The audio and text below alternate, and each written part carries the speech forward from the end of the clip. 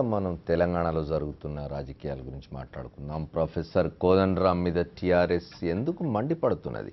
ఒకప్పుడు ఆయన నాయకత్వంలో పనిచేసిన గులాబీ దళానికి ఇప్పుడు ఆయన మాటలు ఎందుకు కోపం తెప్పిస్తున్నాయి? ప్రతిపక్షాల్ని పట్టించుకొని టీఆర్ఎస్ కోదండరాంపై ఎందుకు ఇట్లా నిప్పులు చెరుగుతున్నది? తెలంగాణ పొలిటికల్ జేఏసీ పేరులోనే పొలిటికల్ ఉన్నా గడిచిన 2 ఏళ్లుగా అది సైలెంట్ గానే ఉంది. పొలిటికల్ జేఏసీలో ప్రస్తుతం ఏ పొలిటికల్ పార్టీ లేదు. అందులో ఉన్నది retired political science professor Kodandaram, కొన్ని ప్రజా సంఘాలు మాత్రమే. 2 ఏళ్ల క్రితం తెలంగాణలో చక్రం తిప్పిన టీజాక్ తెలంగాణ ఏర్పడిన తర్వాత పూర్తిగా బ్యాక్గ్రౌండ్ లోకి వెళ్లిపోయింది. తెలంగాణ ప్రభుత్వం 2 ఏళ్లు పూర్తి చేసుకున్న వేళ సడన్ గా టీజాక్ చైర్మన్ ప్రొఫెసర్ కోదండరాం చేసిన సంచలన వ్యాఖ్యలు అధికార టీఆర్ఎస్ ను ఉలికిపాటుకు గురిచేశాయి. మీకు కాకపోతే మేము చేసి చూపిస్తాం, ఊకుంటామా? ఖచ్చితంగా అభివృద్ధి చేసి చూపిస్తాం. ఎట్లా మాకు ఎరికే. ఎందుకంటే 20 ఏళ్ళు కొట్లాడినోనికి కనబడదా తెలంగాణకి ఏమవసరం? అందరికంటే ఎక్కువ మంచిగా మనకే అర్థమవుతుంది, వేరెవరికి అర్థం కాదు. మరి మనం అర్థమైన వాళ్ళ ముట్టుకుంటామా? ఖచ్చితంగా మాట్లాడుతుంటాం. కాకపోతే ఏంటంటే మాకు దురాశ లేదు, పేరాశ లేదు. మాకున్నది ఒకటే, ప్రజలు బాగుపడాలి. గది మనకున్నటువంటి ఆలోచన. మీరు నిజంగా నమ్మినరా గవర్నమెంట్ అంటే నమ్మినా నమ్మకపోయినా నేను నిన్ననే వస్తే కుర్చీ దులుపుకోకనే పోతే, కూర్చోకనే పోతే, పని ఎప్పుడు చేయాలని అయితే అంటాడు కదా అనేటోడైతే. అందుకని ఆగుడు తప్ప మనకేవో ఆలోచనలు లేక విశ్లేషణ లేక ఏం కాదట్లా. ఖచ్చితంగా మన అవగాహన ఉన్నది కాబట్టి నిలబడ్డాం కదా. లేకపోతే మన సంఘం తీసుకుపోయి పార్టీలో కలిపి మనం కూడా వాళ్ళు వెంబడి తిరుగుతుంటాం కదా. ఫిరాయింపులతో ప్రతిపక్షాలను బలహీనపరిచి మాట్లాడకుండా చేసిన అధికార పక్షానికి ఈ వ్యాఖ్యలు ఇబ్బందికరంగా మారాయి. ప్రధాన ప్రతిపక్ష నేత మొదలు ఏ రాజకీయ పార్టీ నాయకులు చేసిన విమర్శలను పట్టించుకొని టీఆర్ఎస్ కోదండరాం వ్యాఖ్యలను మాత్రం సీరియస్ గా తీసుకుంది. టీఆర్ఎస్ నాయకులంతా పోటీపడి మరీ ప్రెస్ మీట్లు పెట్టి కోదండరాంపై మాటలు దాడి చేశారు. అసలు జేఏసీ అన్నదే ఉనికిలో లేదనే అంశాన్ని టీఆర్ఎస్ ప్రచారం చేస్తోంది. కోదండరాం ఏ జేఏసీకి చైర్మనో చెప్పాలని కొత్త వాదనను తీసుకొచ్చింది. కోదండరాం కాంగ్రెస్ ఏజెంట్ అనేంత వరకు టీఆర్ఎస్ వ్యాఖ్యలు వెళ్లాయి. టీజేఏసీ చైర్మన్ గా కోదండరాం ఏ ఆరోపణ చేసినా ప్రభుత్వానికి ఇబ్బందిగా ఉంటుందనే భావన టీఆర్ఎస్ లో ఉంది. టీఆర్ఎస్ ఆరోపణలను టీజేఏసీ సీరియస్ గానే తీసుకున్నట్టు కనిపిస్తోంది. తాను చేసిన వ్యాఖ్యలకు కట్టుబడి ఉన్నానని ప్రొఫెసర్ కోదండరాం స్పష్టం చేశారు. ఈ క్రమంలో బుధవారం టీజేఏసీ అత్యవసర సమావేశాన్ని ఏర్పాటు చేసింది. భవిష్యత్తు కార్యాచరణను ఈ సమావేశంలో ఖరారు చేయనున్నారు. మొత్తానికి 2 ఏళ్ల క్రితం వరకు జేఏసీ అంటే టీఆర్ఎస్, టీఆర్ఎస్ అంటే జేఏసీ అన్నట్టుగా ఉన్న పరిస్థితి ఇప్పుడు పూర్తిగా మారిపోయింది. ఉద్యమ సమయంలో కోదండరాం చెప్పినట్టే అందరూ పనిచేయాలన్న టీఆర్ఎస్ నేడు అదే ప్రొఫెసర్ మాటలను తప్పుపడుతోంది. మనతో senior politician doctor Nagam Janardhan Reddy కూడా జాయిన్ అయ్యారు. వారితో కూడా మాట్లాడదాం. ఒక షార్ట్ బ్రేక్ తీసుకోండి. పొలిటికల్ జేఏసీ చైర్మన్ కోదండరాం వ్యాఖ్యలు తెలంగాణ రాష్ట్ర సమితికి కోపం తెప్పించాయి. 2009 డిసెంబర్ 9 రాత్రి తెలంగాణ ఫార్మేషన్ ప్రకటించిన అనంతరం వెనక్కుపోవడంతో కేంద్ర ప్రభుత్వం జేఏసీ ఏర్పడింది. అప్పట్లో ఏర్పడిన పొలిటికల్ జేఏసీకి కోదండరాంను చైర్మన్గా అన్ని రాజకీయ పక్షాలు అంగీకరించి ఆమోదించి నాయకుడిగా చేసుకున్నాయి. ఆ తర్వాత జరిగిన 4 సంవత్సరాలు 5 సంవత్సరాల పాటు జరిగిన ఉద్యమానికి ఆయన నాయకత్వం వహించాడు. అన్ని రాజకీయ పార్టీలు దాదాపుగా ఆయనతో పాటు కలిసి పనిచేసినాయి. పొలిటికల్ జేఏసీలో తెలంగాణ రాష్ట్ర సమితి కూడా చాలా ప్రధాన పాత్ర నిర్వహించింది. ఇవాళ రాష్ట్రంలో అధికారంలోకి వచ్చిన తర్వాత ఈ 2 ఏళ్ల కాలంలో పరిస్థితులను గమనిస్తూ వచ్చిన పొలిటికల్ జేఏసీ చైర్మన్ కోదండరాం తన గళం విప్పారు. ఆయన మాట్లాడారు. ఆయన మాట్లాడిన దాని మీద తెలంగాణ రాష్ట్ర సమితి నాయకులు విరుచుకుపడ్డారు. నాగం జనార్దన్ రెడ్డి గారితో మాట్లాడుతున్నాం. జనార్దన్ రెడ్డి గారు చెప్పండి, పొలిటికల్ జేఏసీ చైర్మన్ కోదండరాం మాట్లాడే మాటలు విన్నాం మనం. ఆయన ఏమన్నారంటే 20 ఏళ్లుగా ఉద్యమంలో ఉన్న వాళ్ళం, తెలంగాణ రాష్ట్ర సమితి కావచ్చు, భారతీయ జనతా పార్టీ కావచ్చు, ఇంకోళ్ళు కావచ్చు, అందరం ఉద్యమంలో ఉన్నాం కాబట్టి తెలంగాణ ప్రజలకు ఏం కావాలో మనందరికీ తెలుసు, వాళ్ళు చేయకపోతే మేము ఊరుకుంటామా అన్నారు. దానికి తెలంగాణ రాష్ట్ర సమితి నాయకత్వం విరుచుకుపడ్డ తీరు ఎట్లా అనిపించింది? 2 జూన్ 2014 అధికారం చేతికొచ్చిన తర్వాత కేసీఆర్కు ఎప్పుడు కూడా ఎవడు ప్రశ్నించేటోడు ఉండకూడదు. ప్రజాస్వామ్యం మీద ఆయనకు నమ్మకం ఉన్నట్టయితే లేదు. రాజ్యాంగాన్ని ఎన్నడూ గౌరవించింది లేదు. ఇలా శాసన వ్యవస్థ మీద దాడి చేసిండు. అంటే రాజ్యాంగంని ఆయన అపహాస్యం చేసేసిండు. ఆయన పార్టీలో కాకుండా ఇతర పార్టీలో గెలిచిన ఎమ్మెల్యేలను తీసుకొచ్చి మంత్రివర్గంలో చేర్చుకున్నాడు. ఇప్పుడు 63 సంఖ్యకి వెళ్ళి 88 కాటికి పోయింది. ఇప్పుడు దాదాపు 25 మంది కాడికి ఇప్పుడు ఎంపీలను కూడా చేర్చుకుంటున్నాడు. ఇప్పుడు ఈ ఒక్క శాసన వ్యవస్థనే కాకుండా రాజకీయ పార్టీలను కూడా మొత్తానికి దాదాపుగా నిర్వీర్యం చేసి అంటే దానికి ఎప్పుడు ప్రశ్నించే పరిస్థితి లేకుండా ఆయనను తీసుకొని వచ్చిండు. ఇప్పుడు కడకు విద్యార్థులను ఏదైతే ఉస్మాన్ యూనివర్సిటీలో మేము 69లో ఉద్యమం ప్రారంభించిన వాళ్ళము, ఆ 69లో ఆ రోజు బ్రహ్మానందరెడ్డిని అంటే ధీటుగా ఎదుర్కొన్న వాళ్ళం మేము.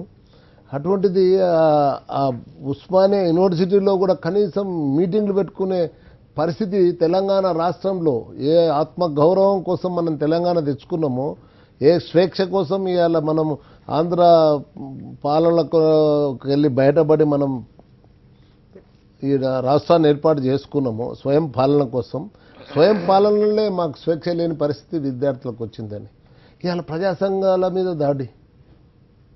ఒకవైపు ఏమో మీ మీడియా మీద, ప్రింట్ మీడియా అనుకోండి, ఎలక్ట్రానిక్ మీడియా అనుకోండి, మీడియా మీద అంటే అది కంట్రోల్ చేసుకున్నాడు. ఇప్పుడు అన్ని వ్యవస్థలను మీరు ఎగ్జిక్యూటివ్ కూడా మీరు గ్రామాల లోపల చూడండి, మీరు ఏదైనా సరే అక్కడ టీఆర్ఎస్ నాయకుడు చెప్పింది కదిలేలేని పరిస్థితికి వచ్చేసింది. ఎంత ఇప్పుడు న్యాయంగా ధర్మంగా ఉండని అవన్నీ ఏవి అంటే వాళ్ళు పట్టించుకునే పరిస్థితులు అయితే లేరు ఈరోజు. అంటే వ్యవస్థను మొత్తం సమూలంగా నాశనం చేసేసి మొత్తం అన్ని రంగాల్లో కూడా పూర్తిగా అంటే ఒక రకమైనటువంటి అది తీసుకొని వచ్చి ఇవాళ ఆఖరుకు అరే జేఏసీ చెప్పంటాడు ఒక ఆయన మంత్రి. అంటే జేఏసీలు మనం పెట్టినప్పుడు ఏం కాంగ్రెస్ పార్టీని అడిగితే ఆ రోజు, లేకపోతే ప్రభుత్వాన్ని అడిగి జేఏసీలు పెట్టినామా మనం? ప్రజా సమస్యల కోసం పోరాడేటందుకు తెలంగాణ రాష్ట్ర సాధన కోసం పెట్టిన జేఏసీ అది. ఇవాళ నీ జేఏసీ ఎక్కడుంది చెప్పాను అంటే ఉన్న దగ్గరనే ఉంటుంది జేఏసీ. ఇవాళ ఇప్పుడు ఈ విధంగా అహంభావంతో ఈ విధంగా వ్యవహరించడం మంత్రులు, అరే కడకు తలసాని శ్రీనివాస్ యాదవ్ ఆయన ప్రశ్నిస్తున్నాడే. నన్ను ఎన్నోసార్లు నేను తెలంగాణ తెలుగుదేశంలో ఎన్నోసార్లు నాతోనే ఏం తెలంగాణ ఏమన్నా ఊరికి అట్లా చేస్తున్నావు ఇట్లా చేస్తున్నావు అని చెప్పి మాట్లాడి అవహేళన చేసినోడు ఇవాళ మళ్ళీ తెలంగాణలో అంటే కోదండరామ్ పాత్ర లేదంటారా? ఇవాళ నిజానికి చెప్పాలంటే ఒకసారి నాకు బాధేసింది.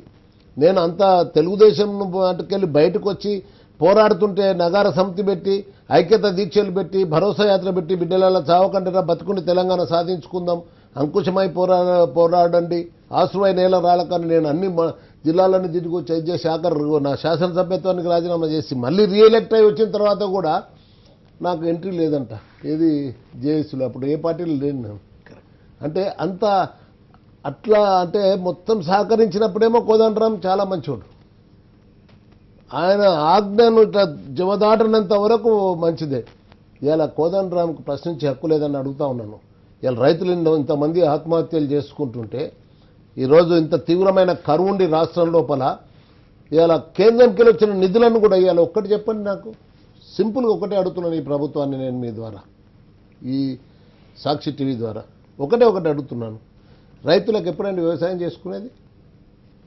రేపు అంటే ఇవాళ 7వ తారీఖు ఇవాళ కార్తీ వచ్చినట్టే, లేదా రేపు వస్తుంది మృగశిర కార్తీ వచ్చిందంటే నీకు ఇంతవరకు నువ్వు రుణమాఫీ ఏమన్నావు? అప్పుడు ఎఫ్ఆర్బిఎం వస్తే 3.5 నుండి అది 3 నుండి 3.5కి అయితే 2 విడతలు ఒకటేసారి మొత్తం మాఫీ చేసేస్తున్నట్టు.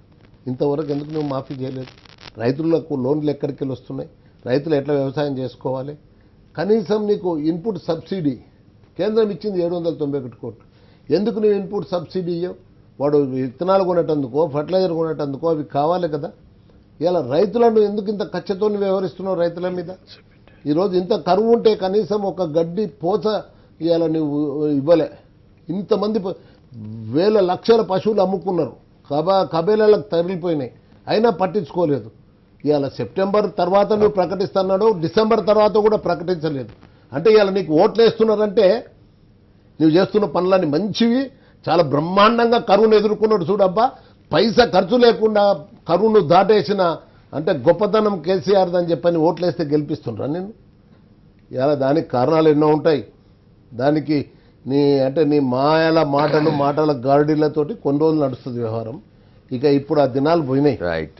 మిగతా పెద్దలతో కూడా మాట్లాడదాం. శ్రవణ్ చెప్పండి, కోదండరామ్ గారే చెప్పినట్టుగా 2 ఏళ్ళు ఆయనే చెప్పినారు, ఇంతకుముందు మనం విన్నాం ఏంటంటే ఇంకా నేను కుర్చీ ఎక్కలేదు, దులుపుకోలేదు, కూర్చోనే లేదు, అప్పుడే విమర్శిస్తే ఎట్లా అనేది. 2 ఏళ్ళు కొత్త రాష్ట్రం, చాలా కాలం పోరాడి సాధించుకున్న రాష్ట్రం, దానికి ఆ రాష్ట్రంలో ప్రజలు ఎన్నుకున్న ప్రభుత్వం, దాని నాయకుడు రాజకీయంగా అనుభవం ఉన్న వ్యక్తి అయినప్పటికీ ఆ పార్టీకి రాజకీయ అనుభవం తక్కువ. అట్లాంటి పార్టీని ఇంత తొందరగా విమర్శించడం సరైంది కాదేమో అనే ఒక అభిప్రాయం కూడా ఇవాళ తెలంగాణ సమాజంలో ఉంది.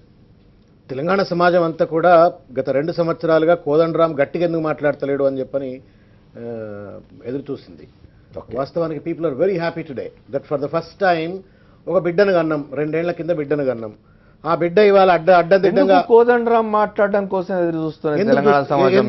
మిగతా రాజకీయ పక్షాలన్నీ ఏమైపోయినాయి?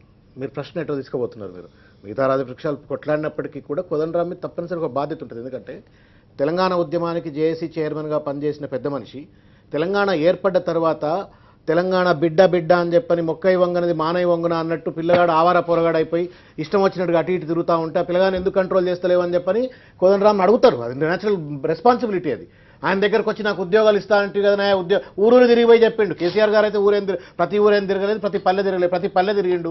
తిరిగి ఊళ్ళలో తిరిగి మీ అందరికి ఉద్యోగాలు వస్తాయన్నాడు, మీ పంటకు పొలాలు నీళ్లు వస్తాయన్నాడు, రైతులు బాగుపడతాయి అన్నాడు, ఉచిత విద్య వస్తుందన్నాడు, ఉచిత వైద్యం వస్తుందన్నాడు. రకరకాల రీతుల్లో ఒక అద్భుతమైనటువంటి ఒక ప్రజాస్వామిక తెలంగాణ నిర్మాణం అవుతుందని చెప్పని తెలంగాణ వ్యాప్తంగా తిరిగి చెప్పిన పెద్ద మనిషి మూతి ముడుచుకొని కూర్చుంటే తప్పనిసరి అడుగుతారు. అదే ఎక్స్పెక్టేషన్ ఉండే ఆయన పట్ల. నిన్న ఎప్పుడైతే మాట్లాడిన దాంట్లో కూడా ఏంటంటే నిన్న అసహనం, అహంకారం, ఆధిపత్యం, ఈ 3 కూడా కలవిడిగా కేసీఆర్ టీఆర్ఎస్ పార్టీ తలకెక్కి నిన్న కోదండరామ్ గారి మీద దాడి చేసిందని చెప్పి నేను భావిస్తా ఉన్నాను.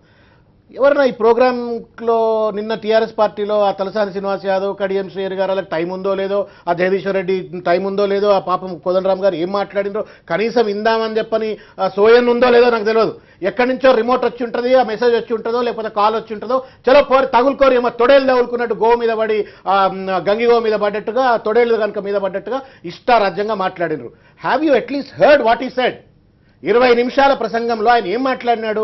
ఒకటే ఒక దగ్గర మీరు చూపెట్టిన ఒక దగ్గర మీరు చేయకపోతే మేము చేసి చూపెడతామని. ఇన్ డెమోక్రసీ, ప్రజాస్వామ్య వ్యవస్థ మీద గౌరవం ఉన్నటువంటి వాళ్ళు ఎవరు కూడా పరిపాలన చేసేటువంటి ఒక పార్టీ, ప్రతిపక్షంగా ఉండేటువంటి ఒక పార్టీ, ఈ రెండింటికి అనుసంధానంగా పనిచేసే ఒక సివిల్ సొసైటీ, ప్రజా సంఘాలు కావచ్చు, సివిల్ సొసైటీ, ఈ 3 కలిస్తేనే వ్యవస్థలో ఉండేటువంటి ఒక పరిణామాలన్నీ కూడా ప్రజలకు అనుగుణంగానో వ్యతిరేకంగానో ఉండేటువంటి ఒక పరిస్థితి ఏర్పడుతుంది. దీని మీద అవగాహన లేకుండా మేము చేసి చూపెడతామంటే ఆయన ముఖ్యమంత్రి అవుతానట. మేము చేసి చూపెడతామనంటే మిమ్మల్ని అదిలిస్తాం. ఆయన అన్నాడు చాలా స్పష్టంగా, అధికార పక్షంలో ఉన్న వాళ్ళకి అధికారాన్ని కాపాడుకునేటువంటి ఒక దుగ్ధ ఉంటుంది, ప్రతిపక్షంలో ఉన్న వాడికి అధికారంలో రావాలని దుగ్ధ ఉంటుంది. మాకు ఏ దుగ్ధ లేదు, ప్రజల ఎజెండానే మా ఎజెండా అని చెప్పని తెలంగాణ విద్యావంతుల వేదిక మీటింగ్ అది. అందులో మొత్తం చాలా మీకు తెలిసే ఉంటుంది, తెలంగాణ విద్యావంతుల వేదిక 20 ఏళ్లకి ప్రొఫెసర్ జయశంకర్ గారి టైంలో నుంచి పుట్టుకొచ్చినట్టు ఒక సంస్థ అది. అందులో ఉన్న వాళ్ళందరూ కూడా తెలంగాణ ఎట్లుండాలని చెప్పని ఒక కలలు అన్నటువంటి వాళ్ళు. ఆయన నిన్న మాట్లాడుతూ కూడా ఏమన్నాడండి పెద్ద మనిషి ఆయన, ఉచిత విద్య తెలంగాణలో ఉన్నట్టు ఒక పేద విద్యార్థులందరికీ ఉచిత విద్య ఉండాలని కలలు కంటా ఉన్నా అన్నాడు. తెలంగాణలో ఉన్నటువంటి ఒక ప్రతి ఒక్కళ్ళకు కూడా ఉచిత వైద్యం రావాలని కలలు కంటున్నా అన్నాడు. ఏ లక్ష్యం కోసమైతే తెలంగాణ కొట్లాడినామో ఆ లక్ష్యం ఈరోజు నీరు గారిపోతా అవుతుంది. ఎందు అన్నాడు, ఆంధ్ర ఆధిపత్యం ఇంకా కూడా తెలంగాణలో చలామణి అవుతున్నది. వాళ్ళు కాంట్రాక్టర్ల రూపంలో, గుత్తేదారుల రూపంలో ఇంకా కూడా తెలంగాణ సొమ్ములను దోచుకు తింటా ఉన్నారు అని చెప్పన్నాడు. అది వాస్తవం. ఇవాళ మిషన్ భాగీరథలో ఏ కాంట్రాక్టర్ ఉన్నారో తెలుసు, మిషన్ రీడిజైన్ ప్రాజెక్టులలో ఏ కాంట్రాక్టర్ ఉన్నారో తెలుసు, లక్షల కోట్ల రూపాయలు ఎవరెవరు ఎట్లా కమిషన్లు తింటున్నారో ప్రజలందరికీ అర్థమైన ఒక విషయమే. హైదరాబాద్ సెంట్రిక్ డెవలప్మెంట్ ఉండొద్దు అని చెప్పని మాట్లాడినారు. మొత్తం 10 జిల్లాలు ఉన్నటువంటి ఒక తెలంగాణ, 10 జిల్లాలు కూడా సమతుల్యమైన అభివృద్ధి రావాలంటే కేవలం ఆకాశ హర్మ్యాలు ఇక్కడనే, మెట్రో రైలు ఇక్కడనే, రకరకాల కంపెనీలు ఇక్కడనే, మొత్తం హైదరాబాద్ సెంట్రిక్ డెవలప్మెంట్ అంటే తెలంగాణ ఎందుకు తెచ్చుకున్నామా? 10 జిల్లాలు పోరాడినాం కదా, మా డెవలప్మెంట్ ఏంది అన్నారు. ఇంకో విషయం కూడా మాట్లాడినారు, revenue that is been generated in Hyderabad should equally distributed across Telangana అని చెప్పారు. దాన్ని కూడా తుంగలో దొక్కేటువంటి ఒక పరిస్థితి కనబడుతుంది. వీటన్నిటికంటే ముఖ్యం ఇంకొకటి ఏంటంటే, తెలంగాణలో ఒక రకమైన ఒక భయోత్పాతంతో ప్రజలు బతుకుతా ఉన్నారు. ఇవాళ విద్యార్థులు మాకు ఉద్యోగాలు రావట్లేవని చెప్పని చిన్న దీక్ష చేయాలంటే పోలీసులు ఏడొచ్చి కొడతారు అన్నట్టు ఒక భయం. కలెక్టరేట్ దగ్గర ధర్నాలు చేయడానికి వీల్లేదు.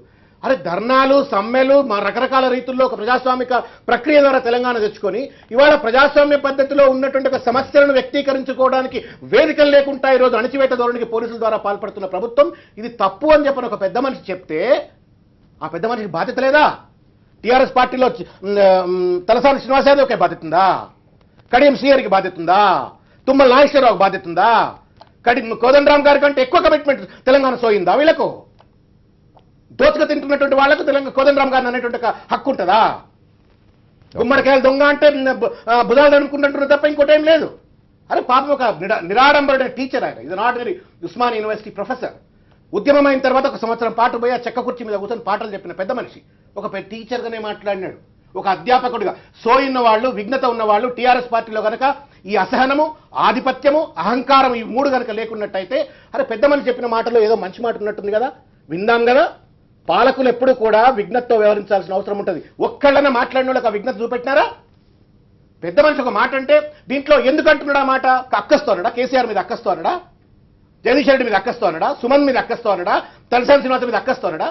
తెలంగాణ ప్రజలు బాగుండాలా అని చెప్పని దేనికోసం అయితే కాళ్ల గిల్లలు కట్టుకొని తెలంగాణ వ్యాప్తంగా తిరిగి వచ్చిండో ఆ తెలంగాణ బిడ్డలు బాగుండాలా, వాళ్ళకి చదువు రావాలా, వాళ్ళకి వైద్యం రావాలా, వాళ్ళు సుఖంతో, ధైర్యంతో, శాంతితో ఉండాలా అని చెప్పని ఒక పెద్ద మనిషి మాట్లాడితే మేబీ ఏ ప్రొఫెసర్, ఒక టీచర్ చెప్పినాడు కదా అని చెప్పని ఆలోచించేది పోయి మాలో ఏమన్నా వైఫల్యాలు ఉన్నాయని చెప్పి ఆలోచించని చెప్పని పోయి కంప్లీట్గా అన్ని మాకే తెలుసు, ఏకచక్రాధిపత్యం ఇది, నియంత్రణ కాలం ఇది, క్రిటిసిజం. ఇంకొక మాట చెప్తా ఉన్నాను sir, a noble ruler always accepts criticism at the suggestion. ఒక మంచి పాలకుడు ఎప్పుడు కూడా క్రిటిసిజంను సజెషన్గా తీసుకుంటాడు. దొంగలనడా, లంగలనడా, లుచ్చగలనడా, ఏమనలే కదా ఆయన.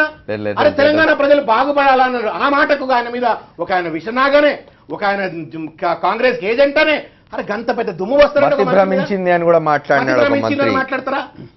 ఉప ముఖ్యమంత్రిగా ఉన్న పెద్ద మనిషి మతి భ్రమించింది అని కూడా మాట్లాడారు. శ్రీనివాసరెడ్డి గారు ఒక్కటి చెప్పండి, క్రిటిసిజం అంటే ప్రజాస్వామ్యంలో విమర్శ అనేది మన భారతదేశ తొలి ప్రధానమంత్రి జవహర్లాల్ నెహ్రూ చాలా ప్రముఖ సోషలిస్ట్గా పేరు పొందిన, డెమోక్రసీకి అర్థం చెప్పిన నాయకుడు ఆయన.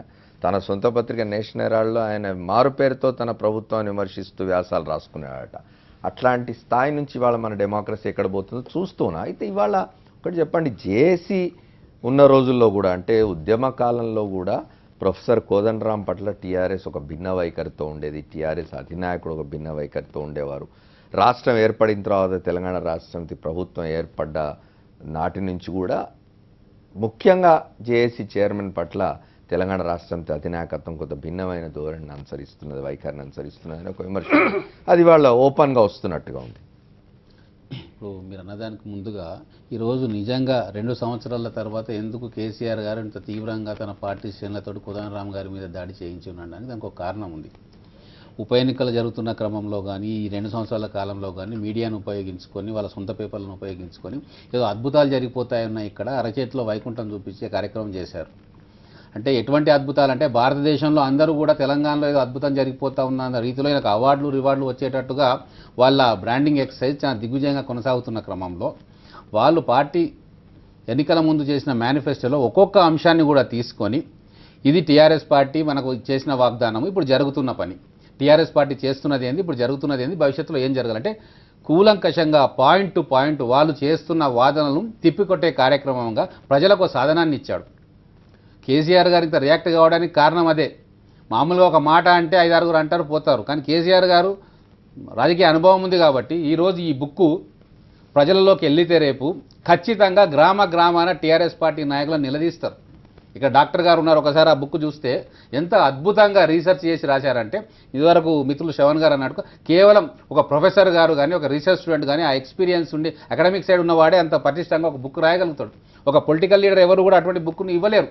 అంటే ఇంత అద్భుతమైన బుక్ రిలీజ్ చేసిండు కాబట్టి నేనేదైతే కమ్ముకొస్తా ఉన్నానో, ఏదైతే ముసుగు పెట్టానో ఆ ముసుగును కోదండరాం గారు తొలగించిన 2 సంవత్సరాల తర్వాత అన్న దుగ్ధతోటి దీన్ని డైవర్ట్ చేయాలి. ఈ అంశాన్ని, ఈ పుస్తకంలో ఉన్న అంశాలు డిబేట్కు రాకూడదు. ఒకవేళ ఈ రచ్చ లేకుండా ఉంటే మీరు ఆ బుక్ను డిబేట్ పెట్టేవాళ్ళు, ఆ బుక్ను తీసుకొని దాని మీద చర్చ పెట్టేవాళ్ళు. కానీ ఈరోజు ఏం జరుగుతుంది, ఇంత ఉద్గ్రంథం అంట నేను ఇప్పుడు తెలంగాణ ప్రజలకు ఇదే భగవద్గీత కావాలి, కానీ దాన్ని డైవర్షన్ చేసే కార్యక్రమంలో విచ్చలవిడిగా ఆయన మీద అంటే తోడేళ్ల గుంపు ఒక జింక పిల్ల మీద పడ్డట్టు లేగదూడ మీద పడ్డట్టు దానిలోని అంశాలను కూడా చర్చిద్దాం ముందు ముందు. అంటే ఆ డైవర్సరీ టాక్టిక్స్ ఇవి. ఇంకొక విషయం, ఈరోజు కేసీఆర్ గారు గతంలో కూడా మీరు ఇదివరకు అన్నారు జేఏసీ ఫార్మేషన్లో కూడా జేఏసీలో అందరూ ఉన్నారు. బీజేపీ తరఫున నేను కొన్ని మీటింగ్లకు పోయినారు, నాగం గారు ఉన్నారు, వీరు డాక్టర్ జేఏసీ అధ్యక్షులుగా వారు ఉన్నారు, శ్రవణ్ గారు ఉన్నారు. ఎన్ని రకాలుగా టీఆర్ఎస్ పార్టీ కేసీఆర్ నుంచి ఇన్ఫర్మేషన్ వచ్చినప్పుడు ఇబ్బందే, రానప్పుడు కూడా ఇబ్బందే. అవన్నీ కూడా మేము ప్రత్యక్షంగా చూసినాం. జేఏసీ ఉన్న కాలంలో చూసినాం, అంతకంటే ముందు కాలంలో చూసినాం. సాగరహారం అప్పుడు ఏం చేశారు TRS party KCR, million March అప్పుడు ఏం జరిగింది, మిలియన్ మార్చ్ని విఫలం చేయడానికి ఎన్ని కుట్రలు పన్నింది టీఆర్ఎస్, సక్సెస్ అయితా ఉంది అని చెప్పి లాస్ట్ మినిట్లో వస్తే విద్యార్థులు తరిమి కొట్టిన విషయం అవన్నీ మేము అక్కడ ప్రత్యక్ష సాక్షులం. మాకు తెలంగాణ ఉద్యమంలో మాకు తెలియని రహస్యం లేదు. వీళ్ళు ఎవరెవరు ఏమేమి మోసాలు చేశారో అవన్నీ కూడా మాకు తెలుసు. ఈరోజు వాస్తవంగా తెలంగాణ వచ్చింది అంటే ఒక హారంలో దండమాదిరిగా జేఏసీ ఆడ వర్క్ చేసింది. ఆ జేఏసీని లీడ్ చేసిన కోదండరాం గారికి అమితమైన సహనము, అమితమైన మేధావితత్వం ఉంది కాబట్టే ఈ రాజకీయ నాయకులు ఈరోజు మాట్లాడతారు, రేపు పడుకుంటారు, లేస్తారు అని ఆలోచన చేసి అందరినీ ఒక టేబుల్ మీదకి తీసుకొచ్చి ఒక కార్యక్రమాన్ని తీసుకుపోయాడు. జగదీశ్వర్ రెడ్డి గారు ఇంకో మాట అన్నారు, జేఏసీ ఏంది, జేఏసీని డిస్బాండ్ చేయాలి అంటే టీఆర్ఎస్ పార్టీ అధికారంలో ఉండడానికి, టీఆర్ఎస్ పార్టీలో ఉన్న అధినేత కుటుంబం విలాసవంతమైన జీవితం గడపడానికి జేఏసీని డిస్బాండ్ చేయాలనా? అసలు ఏమైనా ఇంగితం ఉందా? జేఏసీ అంటే ఎవరు? ప్రతి గ్రామంలో ఉన్న సబ్బండ కులాలు ఈరోజు తెలంగాణ కోసం జేఏసీ రూపంలో పోరాటం చేసినాయి. చాకలి జేఏసీ, మంగలి జేఏసీ, కుమ్మరి జేఏసీ, ఎన్ని జేఏసీలు పోరాటం చేస్తే ఈరోజు ఆ పోరాటం ఢిల్లీని దాకింది. అవన్నీ మర్చిపోయి ఈరోజు కుర్చీల మీద కూర్చున్నారు. ఇంకొక విషయం నేను చెప్తాను, ఇదే జేఏసీ లేకుంటే టీఆర్ఎస్ పార్టీ వాళ్ళు రాజీనామాలు చేస్తే ఎట్లా గెలిచారు? 50,000, 60,000, 70,000 మెజార్టీతోటి. అదే 2009 చేసి ప్రజలు హర్షించకుండా ఏ నాయకులు, ఏ విద్యావంతుల వేది కూడా ప్రచారం చేయలే. 2009లో ఏమైంది? అప్పుడు కేవలం 10 స్థానాలు ఈ తెలంగాణలో గెలుచుకున్నారు. మళ్ళీ ఉప ఎన్నికల్లో ఏమైంది?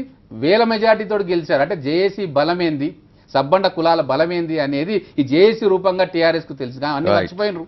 అధికారం వచ్చింది కాబట్టి ఈ అధికారం శాశ్వతంగా నా దగ్గర, నా కుటుంబ సభ్యుల దగ్గర కలకాలం ఉండాలన్న దుగ్ధతోటి ఈరోజు ఉన్న ఏకైక వ్యక్తిత్వం ఉన్న నాయకుడు ఆయనను కథం చేస్తే నాకు ఇంకా ఎవరు కూడా నాకు అడ్డొచ్చే వాళ్ళు లేరు. ఇక్కడ పార్టీలను నిర్వీర్యం చేసినాం, ఎమ్మెల్యేలను కొనుక్కున్నాం, మిగిలింది ఒక కోదండరాం లాంటి కోదండరాం, వారి చుట్టూ ఉన్న జేఏసీలు.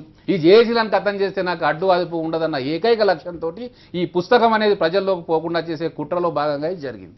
ఓకే, మనం పార్లమెంట్ సభ్యులు టీఆర్ఎస్ నాయకులు బూర నర్సయ్య గౌడ్ గారితో మాట్లాడుతాం. నర్సయ్య గౌడ్ చెప్పండి, రాజకీయ పార్టీలు అన్నీ మాట్లాడుతున్నాయి. నిజానికి తక్కువ స్వరంలోనో ఎక్కువ స్వరంలోనో కొంత ఇతర రాజకీయ పార్టీలు వాళ్ళు 2 సంవత్సరాలుగా తెలంగాణలో జరుగుతున్న పాలన గురించి అక్కడక్కడ మాట్లాడుతున్నప్పటికీ ప్రొఫెసర్ కోదండరాం ఏ రాజకీయ పార్టీతో సంబంధం లేని, రాజకీయ నేపథ్యం లేని, ప్రజా ఉద్యమం నుంచి వచ్చిన ఒక నాయకుడు, ఒక టీచర్ మాట్లాడితే ఇంత విమర్శ, ఇంత పెద్ద ఎత్తున ఎందుకు విరుచుకుపడ్డది ప్రభుత్వం?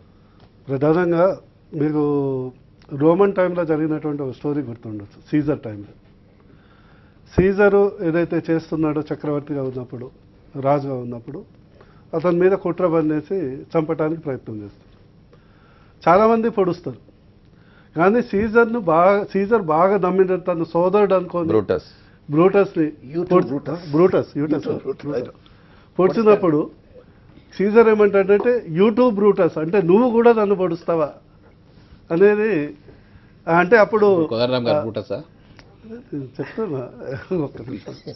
అంటే ఎప్పుడైనా ఏంటంటే ఒక వ్యక్తి మన వ్యక్తి, మనం కలిసి పనిచేసినటువంటి వ్యక్తి, మన సాధక బాధకాలు తెలిసినటువంటి వ్యక్తి, తెలంగాణను పూర్తిగా అర్థం చేసుకున్నటువంటి వ్యక్తి, తెలంగాణ 2 సంవత్సరాలు అయినప్పటికీ మనం ఎంతవరకు అభివృద్ధి చేసాం, ఇంకా ఎంతవరకు చేసేది ఉన్నదని అందరికీ తెలిసినటువంటి వ్యక్తి ఖచ్చితంగా విమర్శించే హక్కు ఆయనకు 100% ఉంటుంది.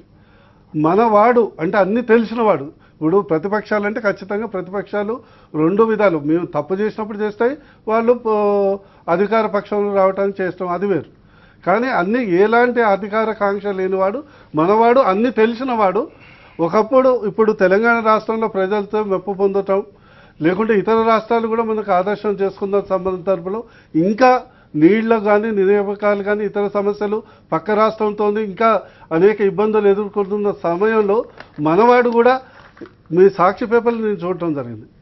చేత కాకుంటే దిగిపో అనేది హెడ్డింగ్ మీరే పెట్టారు. అంటే నేను వారు ఏమన్నదో తర్వాత చూశాను, కానీ ఆ రోజు నేను ఢిల్లీలో నిన్న ఉన్నప్పుడు మీరే హెడ్డింగ్ పెట్టారు. చేత కాకుంటే దిగిపో అని హెడ్డింగ్ చూసినాక 2 సంవత్సరాల్లో ప్రజలు 5 సంవత్సరాలకు వచ్చి తీర్పు ఇచ్చినప్పుడు మనవాడు ఇంత తొందరపడి ఇలాంటి వ్యాఖ్యలు చేశాడు అనే ఒక బాధతోనే వచ్చిన రియాక్షన్ కానీ ఏదో కోదండరాంని టార్గెట్ చేసింది మాత్రం కాదు. అలాంటి బాధతో వచ్చే రియాక్షన్ ఉంటే విషనాగు మతి భ్రమించింది ఇట్లాంటి మాటలన్నీ ఇంత ఏమంటారు ద్వేషం ప్రకటించుకోవాల్సిన అవసరం ఉందా? పొలిటికల్ జేఏసీ చైర్మన్ కోదండరాం నిజానికి ఇంతకుముందు శ్రీనివాసరెడ్డి గారు చెప్పినట్టు లేదా అందరికీ తెలిసినట్టే మీరు ఉప ఎన్నికలు పోతే గ్రామాన తిరిగి మిమ్మల్ని గెలిపించింది జేఏసీ. మీరు ఒకటి అర్థం చేసుకోండి, మీకు చెప్పినాను. అయితే వివిధ వ్యక్తులు మాట్లాడేటప్పుడు వివిధ భాషలు వాడతారండి. అదంతా మొత్తం ఏదో అందరి యొక్క ఏదో స్క్రిప్ట్ రాసి మీరు మాట్లాడమని చెప్పినట్టు ఒక్కొక్క వ్యక్తి ఒక్కొక్క మాత్రం. అంతిమంగా ఏంటంటే gist of the matter TRS ఒక కేసీఆర్ గారు ఫీల్ అయింది ఏంటంటే మనము అంటే అన్ని తెలిసినటువంటి వ్యక్తి ఖచ్చితంగా ఇది చేయాలి ఒకవేళ విద్యా వైద్య రంగాన్ని ఇంకా ముందు చేయాలని ఇవ్వటం అనేది సలహాలు వేరు. అంటే 2 సంవత్సరాలకే నువ్వు దిగిపో నీ చేతగానే వ్యాఖ్యలు కోదండరాం నుంచి మేము ఎప్పుడు ఎక్స్పెక్ట్ చేయలేదు. అది ఖచ్చితంగా ఒక రకమైనటువంటి రియాక్షన్. నర్సయ్య గౌడ్ గారు చెప్తుంది ఏంటంటే విద్యావంతుల వేదిక వేసిన పుస్తకం ఏదైతుందో అది తీసుకుపోయి కేసీఆర్ గారికి ఇచ్చి అయ్యా ఇట్లాంటి సమస్యలనే వీటిని పరిష్కరించండి అని చెప్పాల్సి ఉండే కానీ కోదండరాం అట్లా మాట్లాడడం అనేది బాధ కలిగించింది. ఆ బాధ కారణంగా మేము ఇట్లా మా పార్టీ వాళ్ళు ఇట్లా మాట్లాడినారంట. ఇప్పుడు ఒకటి నర్సగౌడ్ గారు మాట్లాడినప్పుడు ఏం చెప్పినాడంటే 2 ఏండ్లైంది అంటున్నారు. నీకు చెడిపోయిన సంసారం చేతికి రాలే. విభజన తర్వాత నువ్వు అష్ట కష్టాలు పడాల్సిన పని లేదు. నీది ధనిక రాష్ట్రం, సర్ప్లస్ స్టేటు. నీకు 63 మంది సంఖ్య సరిపోని సంఖ్య ఉంది. ఇవాళ ఎంఐఎం కానీ కాంగ్రెస్ కానీ బీజేపీ కానీ కలిసి నిన్ను కూలదోసే పరిస్థితి రాష్ట్రంలో ఉండదు. ఇవన్నీ అంటే ఒకరికొకరికి ఏం కలిసే పరిస్థితి లేదు. అలా ఇప్పుడు మీరు అంటే ఆయన వివరించిన తీరు అదే సరే. ఇప్పుడు కోదండరాం ఉంది అనుకోండి, చెప్తున్నాను ఎగ్జాంపుల్ చెప్తున్నాను. అరే కనీసము ఇంతమంది ఉద్యమకారులు ఉన్నారు కదా. 2 జూన్ అనేది తెలంగాణ రాష్ట్రం ఏర్పడ్డది. 18th నేను అరే కనీసము ఆయన ఉపన్యాసంలో ఇవాళ భారతదేశానికి స్వాతంత్రం తీసుకొచ్చిందంటే ఆయన స్వాతంత్ర దినం నాడు మన మహాత్మా గాంధీని, జవహర్లాల్ను, నెహ్రూ గారిని లేకపోతే ఆనాడు ఉద్యమంలో ఉన్న నాయకులందరినీ స్మరించుకుంటామే. ఇవాళ ఇది రాజ్యాంగ ప్రక్రియ ద్వారా వచ్చింది. నీ ఉద్యమం ద్వారా రాలే, రాజకీయాల ద్వారా రాలే, రాజ్యాంగ ప్రక్రియ ద్వారా నీ మాటలు నమ్మిందో కాంగ్రెస్ పార్టీ. ఇవాళ సోనియా గాంధీ అరే విలీనమవుతుంది అనేది బిల్లు అయితే పెట్టిండ్రు. కానీ ఏ ఆశ లేకుండా మాట ఇచ్చి మద్దతు ఇచ్చి మాకు 10 జిల్లాలతో హైదరాబాద్ రాజధానిగా తెలంగాణ కావాలని చెప్పిన పార్టీ బీజేపీ పార్టీ. మీకు తెలియంది కాదు, ఆ రోజు రాజ్నాథ్ సింగ్ గారు 3 జూన్కు నేను కలిసిన 2013 మళ్ళీ కూడా మన 3 జూన్ నాడే మళ్ళీ హైదరాబాద్ యాదృచ్ఛికంగా కలిసిన వారిని. ఇవాళ అంత స్పష్టంగా మాట ఇచ్చి సుష్మా స్వరాజ్ గారు మీరు చెప్పండి, ఆ రోజు ఎంత భయానకమైన పరిస్థితి ఉన్నది పార్లమెంట్లో 18th ఫిబ్రవరి. ఆ పరిస్థితుల్లో కూడా బిల్లును పాస్ చేయించిన అంటే ఘనత 23 నిమిషాల పాస్ చేయించిన ఘనత ఆమె చెప్పాలంటే, నిజానికి చెప్పాలంటే. కొద్దిగా మేము సహకరించకుంటే, బీజేపీ సహకరించకుంటే తెలంగాణ వచ్చేది కాదు. ఈరోజు కనీసం వాళ్ళ పేర్లు ఉచ్చరించనికే రాజ్నాథ్ సింగ్ గారిది కానీ, సుష్మా స్వరాజ్ గారిది కానీ, అరుణ్ జైట్లీ గారిది కానీ, లేకపోతే పోనీ సోనియా గాంధీ గారిది కానీ ఎవరిని కూడా అంటే ఆయన ఏదో నేనే తెచ్చినాను అంటాడు, నేను సావుకాడికి పోయి వచ్చిన అంటాడు. అంటే అరే నేను డాక్టర్ను పారెంటల్ న్యూట్రిషన్ ఇచ్చిన సార్కు తెలుసు, మా నర్సగౌడ్ గారికి తెలుసు, ఎన్ని క్యాలరీస్ కావాలో అన్ని క్యాలరీస్ వేన్ ద్వారా ఎక్కిచ్చేసి దాంట్లో లిపిడ్స్, ప్రోటీన్స్, వైటమిన్స్ అన్ని ఎక్కిచ్చేసి ఇచ్చి అన్ని ఎక్కిచ్చి ఇస్తే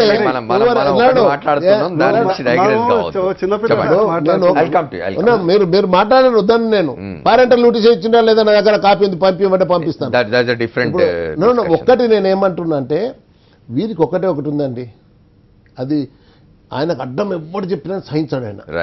ఇప్పుడు ఆయనకేంది ప్రజలు అంటే ప్రతిపక్షంగా తయారయ్యే పరిస్థితి క్రియేట్ చేసుకున్నాడు. ప్రజల తరఫున ఎవడు మాట్లాడినా ఇవాళ నిలదీసినా ప్రజల తరఫునేది. ఇవాళ అవినీతి కూడా ఇంత పెచ్చరిల్లిపోతుందంటే వాటర్ ఏంది భగీరథ అంట, మిషన్ భగీరథ, మిషన్ కాకతీయ, ఇదేది ప్రాజెక్టుల రీడిజైనింగ్, ఇవన్నిటి మీద ఇప్పుడు సింపుల్గా అడుగుతున్నా. ఇక్కడ ఉన్న నర్సగౌడ్ గారిని అడుగుతున్నా, మిగిలిన వాళ్ళని అడుగుతున్నా. నేను ఇవాళ కొన్ని ఏళ్ళ దగ్గర కొంత స్టడీ చేసి వస్తే ఇప్పుడు నిన్న మన అంటే రిజర్వాయర్స్ కడుతున్నారు కదా, రిజర్వాయర్లు కట్టలు కడుతుంటే ఒకటి 50 TMCది ఈ కడుతున్నాడు మల్లన్న సాగర్ అవన్నీ. దాంట్లో కూడా వాటర్ ట్రాన్స్మిషన్ అనేది ఈక్వాలెంట్ అంటే సిమిలర్ వర్క్ అంట. వాటర్ ట్రాన్స్మిషన్ అంటే రిజర్వాయర్ కట్టడానికి సిమిలర్ వర్క్. ఇంత కంటే ఘోరంగా ఏముంటుందా? ఇంత Right, పూర్తి మనం- దుర్మార్గ పాలన సాగుతా ఉంది ఇక్కడ. పొలిటికల్ జేఏసీ చైర్మన్ కోదండరాం వ్యాఖ్యలతో తెలంగాణలో రాజకీయాలు ఏమైనా మారబోతున్నాయా, లేకపోతే రాజకీయ సమీకరణాలు మారబోతున్నాయా, లేకపోతే రాజకీయంగా వేడి తగుల్చబోతున్నదా కూడా ఆలోచిద్దాం, మాట్లాడదాం. దాని నుంచి మాట్లాడే ముందు ఒక షార్ట్ బ్రేక్ తీసుకుందాం. Political JAC chairman professor Kodandaram చేసిన వ్యాఖ్యలు తెలంగాణ రాష్ట్ర సమితిలో సంచలనం సృష్టించాయి. తెలంగాణ రాష్ట్ర సమితిలోని సీనియర్ నాయకులు పలువురు ఆయన మీద విరుచుకుపడుతున్నారు. దాని గురించి మాట్లాడుకుంటున్నాం. మనతో వైఎస్ఆర్ కాంగ్రెస్ పార్టీ తెలంగాణ ప్రాంత నాయకులు కొండా రాఘవరెడ్డి ఫోన్ లైన్లో ఉన్నారు. వారు మాట్లాడుతూ అంటున్నారు. చెప్పండి రాఘవరెడ్డి గారు బ్రీఫ్గా. అన్న గుడ్ ఈవినింగ్. గుడ్ ఈవినింగ్, చెప్పండి. ఏం లేదన్నా, నేను కూడా టీఆర్ఎస్ పార్టీలో 5 సంవత్సరాల 56 రోజులు పనిచేసిన వ్యక్తిగా ఇవాళ కోదండరాం గారిపై ఏదైతే దాడి అనాలి దాన్ని, సరే రకరకాలు వర్ణిస్తున్నా, తన ప్రశ్నలు వేసాడు, జవాబు చెప్పే పరిస్థితి ఉండాలి. జవాబు చెప్పకుండా ఎదురు దాడి చేస్తున్నారు. ఇది చాలా బాధాకరమైన పరిస్థితి. ప్రజలలో ఇవాళ నిన్నటి నుంచి ఇవాళ వరకు చర్చ ఏం జరుగుతుంది అనేది తెలంగాణ రాష్ట్ర సమితి ప్రభుత్వం ఆలోచించవలసినటువంటి అవసరం ఉంది. తను అడిగినవి చాలా కొన్ని, కానీ ఈ ప్రచారాలు చూస్తూ ఉంటే ఆల్రెడీ తెలంగాణలో 10 జిల్లాల్లో ఇల్లు కట్టేసినట్టు, ఆ ఇళ్లలో ఉంటున్నట్టు కూడా ప్రచారం చేస్తారు. ఇంకా అవి కూడా బయటికి రావట్లేదు. రైట్. కనుక మేమైతే వైఎస్ఆర్ కాంగ్రెస్ పార్టీగా కాకుండా ఒక తెలంగాణ ఉద్యమంలో పాల్గొన్నటువంటి వ్యక్తిగా వీళ్ళు ఈ 2 సంవత్సరాలలో చేసినటువంటి కార్యక్రమాలను ఖచ్చితంగా ఆలోచించవలసినటువంటి అవసరం ఉంది. రైట్. ఎదురు దాడి చేయడం మానేసి కోదండరాం గారు లాంటి వాళ్ళ మీద విపరీత బుద్ధితో మాట్లాడడం మానుకోవాలని చెప్పి నా మనవన్న. థ్యాంక్ యూ రాఘవరెడ్డి గారు, మీరు ఫోన్ లైన్లో వచ్చి మాట్లాడండి. శ్రవణ్, మీరు మాట్లాడుతున్నారు. ఇప్పుడు ఒకటి కోదండరాం గారు మాట్లాడిన తెలంగాణలో ఉన్నటువంటి Shravan, before you say anything, ఒక విమర్శ వచ్చిందంటే కోదండరాం గారు అమెరికా పోయి వచ్చి ఇవన్నీ మాట్లాడుతున్నారు, అక్కడ ఏం జరిగింది అని చెప్తున్నారు ఒకటి. రెండవది 2 ఏళ్ళు కాలేదు అప్పుడే కోదండరాం ఎందుకు తొందరపడుతున్నాడు అంటున్నారు. అంటే కోదండరాం చేసిన వ్యాఖ్యలతో తెలంగాణలో రాజకీయాలు ఏమన్నా కొంత డిఫరెంట్ దీనిలోకి పోబోతున్నాయా?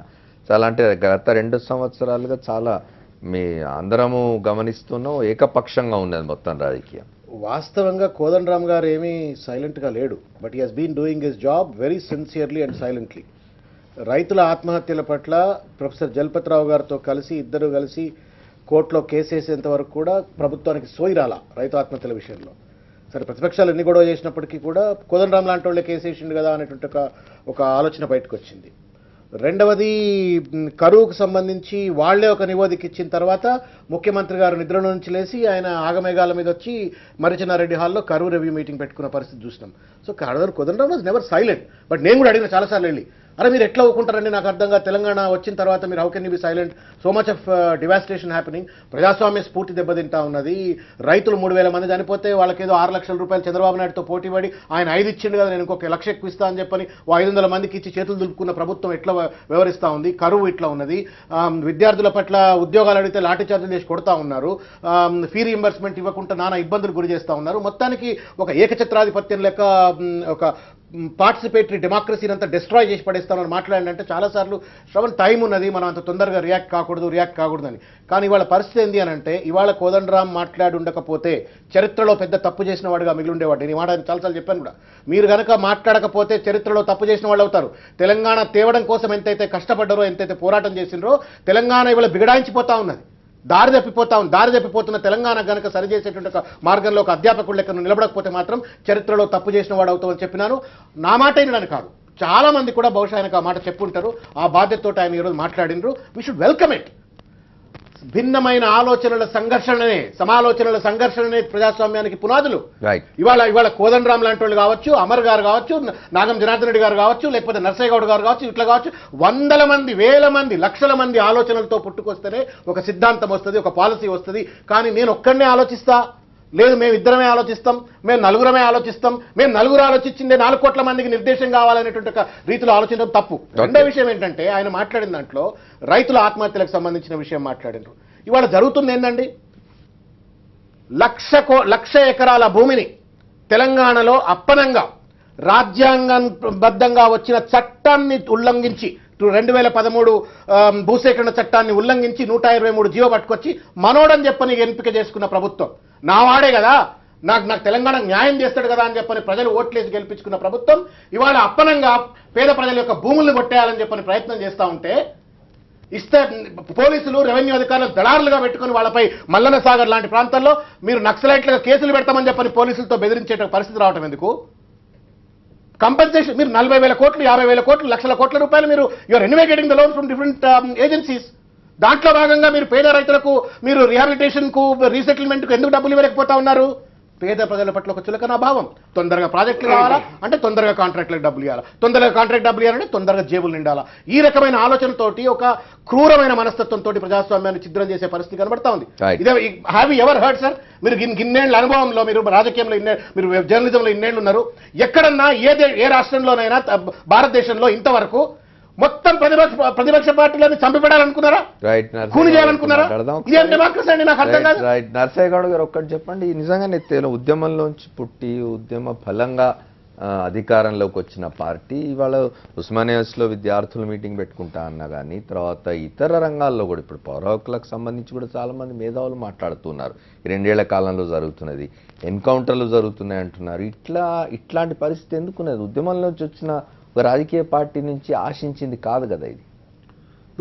మీరు చెప్తున్నటువంటి సంఘటనలు ప్రత్యేకించి శ్రవణ్ గారు భూమికి సంబంధించిన అంశాలు మల్లన్న సాగర్ చాలా చర్చలో ఉంది. ఇప్పుడు సంబంధించిన అంశం ఏంటంటే ఒకవైపు 2 సంవత్సరాలైంది ఇంతవరకు అనుకున్న రీతిలో మనం పురోగతి సాధించలేదని ఒక రక క్రిటిసిజం. ఒకవైపు అనేక మంది ప్రజలు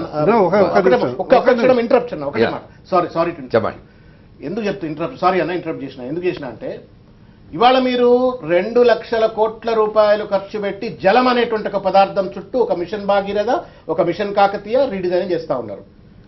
మీరు అన్నారు కదా 2 సంవత్సరాలు ఏం చేయలేకపోయింది అన్నారు కదన్న. మీరు సింప్లీ 8,000 కోట్ల రూపాయలు ఈ ప్రభుత్వం ఈ 2 సంవత్సరాల్లో ఖర్చు పెట్టుంటే పెండింగ్ ప్రాజెక్ట్స్ 8,500 కోట్ల రూపాయలు మాత్రమే ఖర్చు పెట్టుంటే 35 లక్షల ఎకరాలకు ఆయకట్టు నిర్మాణం అయి ఉండేది. 35 lakhs of acres irrigation potential would have been created. దాన్ని పక్కన పెట్టి ఇంకో 10 ఏళ్ల కంప్లీట్ అయ్యేటువంటి ఒక కాళేశ్వరం ప్రాజెక్ట్ పట్టుకుంటారు. అసలు పూర్తే కాకుండా ఉండేటువంటి సాధ్యం కానటువంటి ఒక పాలమూరు రంగారెడ్డిని డిజైన్ మార్చేసి అంతర్రాష్ట్ర వివాదంగా తీర్చిదిద్దేసి చంద్రబాబు నాయుడు తెలంగాణ మీద కూడా చేస్తాడు, కేసీఆర్ గారు ఆంధ్ర మీద కూడా చేస్తారు. ఇద్దరు ఒకళ్ళకొకళ్ళు బదులుకునేటువంటి ఒక రీతిలో ఈ రోజు ప్రజలను మోసం చేసే రీతిలో ప్రధానంగా ఏంటంటే 2 సంవత్సరాల ఏదైతే మౌలిక సదుపాయాలైనటువంటి సంక్షేమ పథకాలు కానీ ఫర్ ఎలక్ట్రిసిటీ ప్రధానంగా మనకు తెలంగాణ రాష్ట్రం ఏర్పడే ముందు ఎంతమంది కమెంట్ చేశారండి? తెలంగాణ రాష్ట్రం వస్తే అంధకారం వస్తుంది. ఈరోజు బిజినెస్ పీపుల్కు లేకుంటే హైదరాబాద్లో సెక్యూరిటీ మీద ఒక పెద్ద పీట వేసేసి మొత్తం యావత్ అంటే ఒక ఆంధ్రప్రదేశ్లో ఉన్నటువంటి ఇక్కడ సెటిల్ అయినట్టు వాళ్ళ విమర్శ ఏంటంటే వ్యవసాయం మూలన పడింది కాబట్టి ఆ విద్యుత్ మీరు నగరాలకు ఇవ్వగలుగుతున్నారు. ఎట్లా ఉందంటే కంప్లీట్ అయినాక వినండి, ఎట్లా ఉందంటే నేను పట్టిన కుందేలకు 3 కాళ్ళు ఉంటాయనే వితండవాదం ఉంది. ఇప్పుడు తెలంగాణ రాష్ట్రానికి కరువు ఉందని నేను ఇవ్వలేదు. ఈరోజు 6 గంటల నుంచి 9 గంటలు ఇవ్వటం జరిగింది. పరిశ్రమలకు 24 hours ఇవ్వటం జరిగింది. ఈ కరువు 2013-14లో కూడా ఉండే కిరణ్ కుమార్ రెడ్డి లాస్ మీరే చూశారు. దాదాపు 100 రోజులు మన పారిశ్రామికవేత్తలందరూ ఇందిరా పార్క్ దగ్గర ధర్నా చేసినటువంటి ఇవన్నీ ఛేదించుకోకపోవటం కాకుండా ఎందుకు తొందరగా, ఎందుకంటే ఈరోజు కంపేర్ టు అదర్ స్టేట్స్ ఇదివరకు ప్రాజెక్ట్స్ అంటే ఏముండే, మాకు ఎలిమినేట్ మాధవరెడ్డి సొరంగం ప్రాజెక్ట్ చెప్పాలి. 500 కోట్లు ఖర్చు పెట్టింటే 35 లక్షల ఎకరాలకు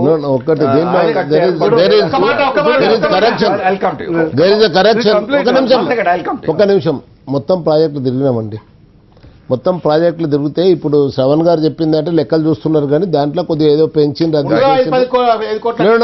ఒక 12 నుండి 15,000 కోట్లు ఖర్చు పెడితే 35 లక్షల ఎకరాలు వస్తే అది ప్రయారిటీ. అది మీరు ఒక 146 జీవోని తీసిండు, రైట్ తీసి దానికి మెన్ మెటీరియల్కి ఎక్కువ చేస్తున్నాడు, ఒక 6-8 వేల కోట్లు ఎక్కువ ఇస్తున్నాడు. అవన్నీ అవి అవి వారికి తెలుసుకోవాలి. ఇప్పుడు నేను ఒకటి ఏమంటున్నా అంటే ప్రైవేటైజ్ చేయడంలో ఘోరంగా విఫలం చెందింది. ఇప్పుడు ఒకటి మేము కోరుకునేది ఏంటంటే ఈ ప్రభుత్వాన్ని, అరే ఇప్పుడు అదును చూసి అంటే వ్యవసాయం చేస్తాడు కదా ఎవడైనా. ఇప్పుడు నీకు వ్యవసాయదారునికి అవసరం వచ్చినప్పుడు నీవు ఉపయోగపడకుండా ఉండి ఇవాళ వ్యవసాయదారుడు అంటే ఈరోజు చతికిల పడ్డ తర్వాత ఇప్పుడు ఎందుకు రుణమాఫీ ఇయ్యరా మీరు? ఎక్కడికి వెళ్ళి ఎలా రైతులకు అప్పు ఎట్లా దొరుకుతుందా? గౌడ్ గారు మనకు సమయం తక్కువ చివరిగా వారితో మాట్లాడదు, చెప్పండి. ఇప్పుడు ప్రయారిటీ అనేది గౌరవ ముఖ్యమంత్రి గారికి ఏది ప్రయారిటీ ఇవ్వాలి, ఏది అంతిమంగా పర్మనెంట్ సొల్యూషన్ అని క్షుణ్ణంగా తెలిసినటువంటి వ్యక్తి. టీఆర్ఎస్ ప్రభుత్వం ప్రయారిటీ ఏదికి ఇవ్వాలి, ఏది ముందలు తీసుకోవాలనేది సమస్య అవుతున్నది. ముఖ్యమంత్రి గారికి అన్ని తెలుసు కాబట్టి ఆయనే నిర్ణయిస్తారు. ఆయనే ఇంజనీరు. మాట్లాడుకోవడం వల్లనే ఈ సమస్యలు వస్తున్నాయి. అదే ఇప్పుడు కాదు ఆయనే కాదు ఇక్కడ ఒకటే అడుగుతున్నా, ఆయనే ఇంజనీరు, ఆయనే గూగుల్ ఇంజనీర్, ఆయన చీఫ్ ఇంజనీర్, ఆయనే డిజైన్ ఇంజనీర్, కాంగ్రెస్ టోటల్ గా ఇది తప్పండి. ఏం చేసినా విమర్శ చేస్తున్న ప్రయారిటైజ్ అని చెప్పి 10 సంవత్సరాలు ఎందుకు వాళ్ళు చేయొద్దని చెప్పారు అన్నారా? 95% నాకు తెలిసినంత వరకు majority of these projects are based on the canals, not the beginning. అందుకొరకే ఈరోజు ఇప్పుడు కల్వకుర్తి ఎత్తిపోతల పథకం సంబంధించినటువంటి మొన్ననే అది మీకు అన్నగారు కూడా చెప్పడం జరిగింది. దాన్ని ప్రయారిటీ తీసుకొని with in shortest possible time దాన్ని ఆపరేషనల్ చేస్తామని చెప్పడం జరిగింది. ఇప్పుడు ఇవన్నీ రెండు సమాంతరంగా జరుగుతున్నాయి. ఇప్పుడు ఎప్పుడైనా ఏంటంటే రీడిజైనింగ్ అన్నప్పుడు ప్రభుత్వం ఏదైనా ఫోకస్ చేసినప్పుడు ఖచ్చితంగా ప్రభుత్వం తాను తీసుకున్నట్టు ప్రాజెక్టు జనరల్గా డిస్కషన్లో మీడియాలు రావడంతో అది ప్రాజెక్ట్ అవుతుంది. అంత మాత్రాన ఫర్ ఎగ్జాంపుల్ మేము డబుల్ బెడ్రూమ్ ఇల్లు కడుతున్నాం అంటే ఇదివరకు ఇల్లు కట్టలేదని మేము చెప్పినామా? ఒక మాట, ఇప్పుడు ఇదివరకు ఇల్లు కట్టలేదని ఇప్పుడు డబుల్ బెడ్రూమ్ అనేది సమాంతరంగా నడుస్తుంది. మొన్న 250 రెసిడెన్షియల్ స్కూల్స్ అలాట్ చేయడం జరిగింది అంబేద్కర్ జయంతి నాడు. ఎస్సీ ఎస్టీ మైనారిటీ అంటే ఇదివరకు మీరు చేయలేదని చెప్పట్లేదు. ఎప్పుడైతే జరుగుతున్నాయి కానీ అమల్లోకి రావడం లేదు. వారు చెప్తుంది ఏంటంటే డబుల్ బెడ్రూమ్ ఇండ్ల సంగతి మీరు ఒక్కటి కూడా పూర్తి కాలేదనేది మీ మీద వస్తున్నాయి. 100% ఇప్పుడు ఏదైతే 1 లక్ష ఇమీడియట్ నీడ్స్ ఉంటాయి, షార్ట్ టర్మ్ నీడ్స్ ఉంటాయి, మిడ్ టర్మ్ ఉంటుంది, లాంగ్ టర్మ్ ఉంటుంది. ఇప్పుడు Kaleshwaram project with in 4 years complete చేయలేదంటే ఏమంటారు? నర్సయ్య గౌడ్ గారు చెప్పేది కానీ మిగతా టీఆర్ఎస్ నాయకులు చెప్పేది కానీ ఏమన్నా అంటే విద్యుత్ మీద పడతారు, మేము కరెంట్ ఇస్తున్నాం. సరే మీరు కరెంట్ ఇస్తున్నారు సంతోషం, కానీ మీ వైఫల్యాల సంగతి ఏంటి? వాటి మీద సమీక్ష చేసుకోరా? ఎన్ని రంగాల్లో మీరు ఘోరమైన వైఫల్యం చెందారు? ఎడ్యుకేషన్ కానీ, వైద్యం కానీ, ఇరిగేషన్ ప్రాజెక్ట్స్ కానీ, మరి వాటి మీద సమీక్ష చేసుకోరు? సమీక్ష ఎవరన్నా చేసి పుస్తకం ఇస్తే వాళ్ళ మీద తోడోలే గుంపు పోయి లేడి మీద పడ్డట్టుగా పోయి ఆయన తెలంగాణ గాంధీ లెక్క కాళ్ల గిల్లలు కట్టుకొని యావత్ తెలంగాణ తిరిగి చైతన్యం పరిచి సబ్బండ వర్గాలను ఒక తాటి మీద తెచ్చి తెలంగాణ ఉద్యమం చేసిన మహానుభావుడి మీద టీఆర్ఎస్ పార్టీ తొడేళ్ల దాడిని ఖండిస్తున్నాం. నిర్ద్వందంగా వాళ్ళు బేషరతుగా క్షమాపణ చెప్పాలని. Thank you very much Nagam Janardhan Reddy గారికి కృతజ్ఞతలు. అట్లాగే శ్రవణ్ కుమార్ గారికి, శ్రీనివాస్ రెడ్డి గారికి, నర్సయ్య గౌడ్ గారికి, ఫోన్ లైన్లో వచ్చి మాట్లాడిన రాఘారెడ్డి గారికి కూడా కృతజ్ఞతలు. ఏదైనా పొలిటికల్ జేఏసీ చైర్మన్ కోదండరామ్ గారు చేసిన వ్యాఖ్యలు ఇవాళ తెలంగాణ రాష్ట్ర సమితిలో తీవ్ర సంచలనాన్ని కలిగించాయి. పొలిటికల్ జేఏసీ చైర్మన్ మాట్లాడిన మాటలు ప్రజల్లోకి వెళ్తే మాకు నష్టం జరుగుతుందేమో అనే ఆలోచన కూడా వచ్చినట్టుగా కనిపిస్తున్నది. అయితే విమర్శ చేసినప్పుడు ఆ విమర్శలో ఉన్న సత్యాన్ని తీసుకొని ముందుకు పోవడం అనేది ప్రభుత్వాలకు అవసరం. ప్రజాస్వామ్యంలో అది జరుగుతుందని ఆశిద్దాం. ఇది వాళ్ళ 4th ఎస్టేట్. రేపటి 4th ఎస్టేట్లో మళ్ళీ కలుద్దాం. స్టేట్ నుండి Sakshi. This is Amar signing of.